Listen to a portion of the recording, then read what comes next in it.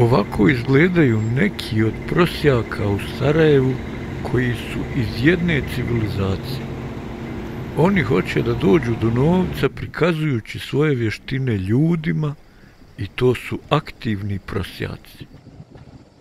Međutim, ljudi jedne druge civilizacije više udjeljuju onim koji žele doći do novca prikazujući svoju jadnost izgledom ili nekim tjelesnim nedostatkom, koji sjede sa ispruženom rukom i to su pasivni prosjaci.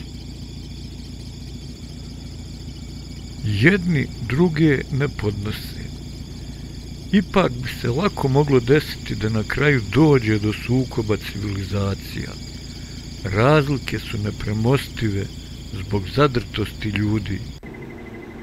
Demokratija i monoteizam ne idu zajedno. Jedno drugo isključuje.